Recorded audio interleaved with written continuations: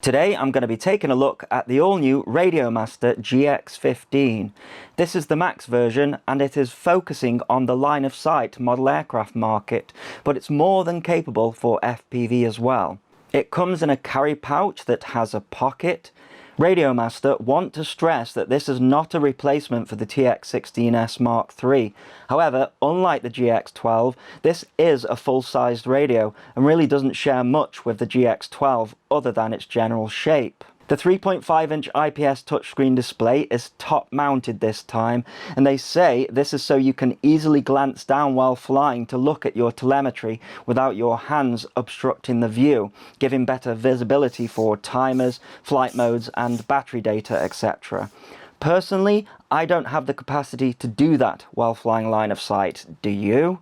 I do know that from your comments there's a demand for a top-mounted colour touchscreen display, so here it is. The resolution is 480 by 320 with 262K colours and up to 600 nits of brightness for outdoor visibility. Much like the TX15, I do find the smaller screen tricky with my clumsy hands.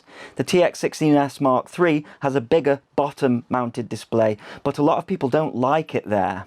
And I have to say, having the screen top-mounted does make it easier to hold in the hands, with my fingers resting nicely on the top. Despite the GX naming, the internal ExpressLRS module is only capable of 2.4 GHz Gemini and not Gemini Crossband.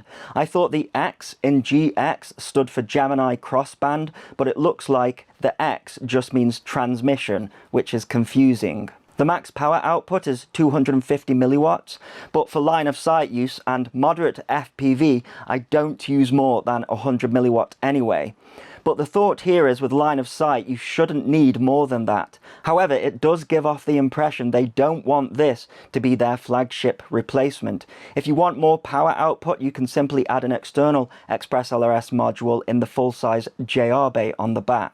They are pushing this one as being a platform for 3D halis with the F1000 low latency packet rate, which is compatible with receivers such as the Nexus XR. And that will allow for those ultra-fast 3D heli maneuvers that happen in the blink of an eye.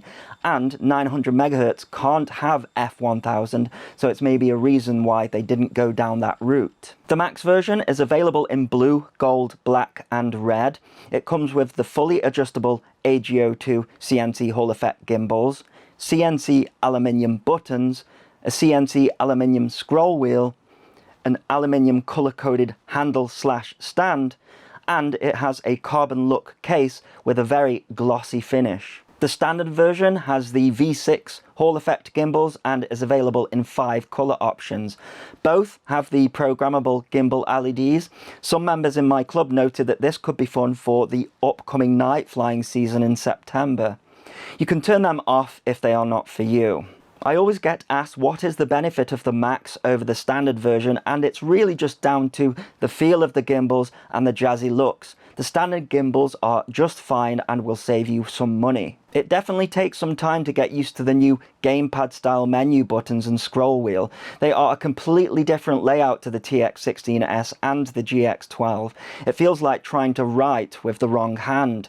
They say it's to simplify the functions, but if you are coming from one of their other radios, it feels the opposite of that. I wondered if they were trying to mirror Spektrum or Futaba with this change to try and entice that market, but it seems that this is their own thing. The switch layout is the same as the TX16S Mark III, but the potentiometers have been moved to the bottom. It's a shame they couldn't find a space under the screen for them, but they probably would have gotten in the way of the very loud speaker. Welcome to EdgeTX. We do have sliders conveniently placed for fixed wing on the back. This can be used for pan and tilt or your flaps or spoilers. They are the same style as the TX16S Mark III and a little too pointy for my liking, but everyone else other than me seems to prefer them. We also have our 6 programmable RGB buttons at the bottom, and I just want to acknowledge the large power button. This seems to be the latest trend Radiomaster is going with. And of course we have the trim buttons as well. The battery bay in this is huge, and you will need to provide your own batteries. It comes with an 18650 cradle, but you are best off using the larger aftermarket batteries that are available either from Radiomaster, or I use the GMB 5000 mAh battery. Express LRS can be thirsty on the battery, even at 250 milliwatt, especially in Gemini mode. You can add your own SD card in the back if the onboard storage isn't enough for you. The internal memory is 500 megabytes, which is usually plenty enough for Edge TX, the operating system that this radio runs on. The smaller memory is simply down to memory shortages, which I understand has caused some upset with previous radios. Like the TX16S Mark III, it's powered by an H7 processor. It also has a built-in gyroscope, so you can tilt the radio and it acts like a potentiometer or switch to have telemetry callouts, or even hook it up to a pan and tilt. For me, this is too distracting, but it's there if you need it. It also has a built-in microphone for an Edge TX feature that we have not seen yet. On the top we have a USB-C port. This charges the 2S internal batteries and balances them, and the USB-C is also for data transfer, firmware upgrades, and you can use it as a USB joystick for sim work. The DSC trainer port is also here, and a headphone jack. This vent is to allow heat to dissipate from the internal fan that cools down the Express LRS module, which should only engage at 250 milliwatt, but you can change that setting. It's not a loud fan either. In the box they include replacement shoulder brackets that delete the sliders if you find them a bit too pointy and in the way, like myself. And you get some spare springs, a USB-C cable, and a lanyard. This radio is really nice to work on. I'm a mode 1 pilot, so I'm going to take it apart. You can switch the modes just by removing the hand grips, but my advice is to take the back off. It's M2 hex screws, and the entire back just lifts off.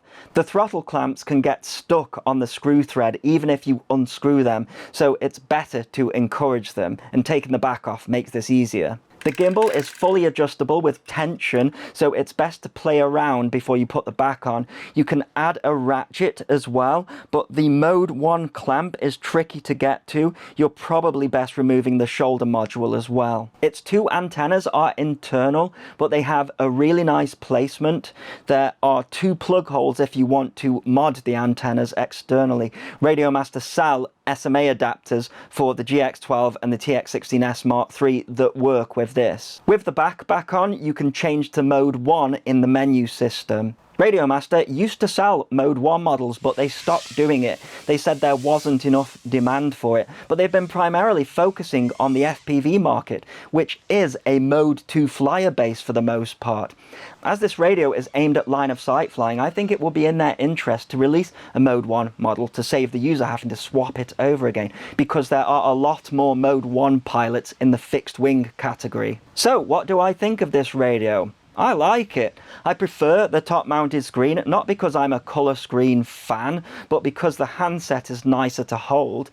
If the screen is too small, then the TX16S Mark III is your other option.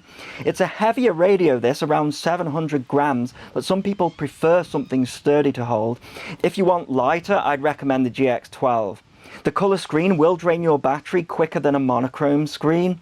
I think it's a good move from Radiomaster going for the line of sight market. If you go to a model air show such as Western Park, you will see that line of sight absolutely dwarfs FPV. The problem that Radiomaster have specifically for bind and fly models is Spektrum.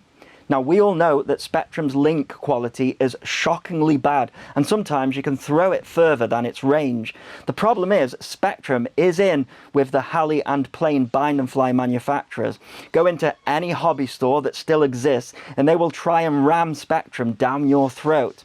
And this has been going on for a couple of decades now. A lot of people also like the AS3X gyro built into some Spektrum receivers. Radiomaster would really benefit having their own version of that. Spektrum also has setup files for bind and fly planes, and Halley is making it easier for the user. And coming from that to Edge TX can be overwhelming for a lot of people. I know so many people with an Edge TX radio sitting in a cupboard for, I'll learn it later one day. Edge TX seems complicated because it can do anything, and in order to do anything, the simple functions have to be done a little bit backwards sometimes compared to Spektrum. But you really should persevere with it. There is so much information on EdgeTX, formerly OpenTX, and in the FPV world we binned Spektrum off because it simply doesn't have the range and reliability. It's also quite expensive for what it is as well. I've lost too much money with flyaways with Spektrum, and you're not going to get that with Express LRS. And if you really must, you can put a Spektrum module in the back of the GX15 or any of the Radiomaster radios. As for my personal favourite, it's still the GX12. It's lighter, smaller, but still has the full-size feel. It can do 2.4, 900 and crossband. It has folding sticks and sliders that rest conveniently on your fingers and don't stab you. It has a top-mounted screen that's monochrome, so it doesn't drain your battery or convince you to look down and crash your model. It's great for line of sight and FPV, but so is this one. And the great thing about Radiomaster is they have a radio preference now for everybody. So if this one is yours, you can't go wrong. I'll put a link in the video description as well as a pinned comment if you wish to buy either the Max or the standard version. And as always, thanks so much for watching. Please continue to subscribe. Cheers.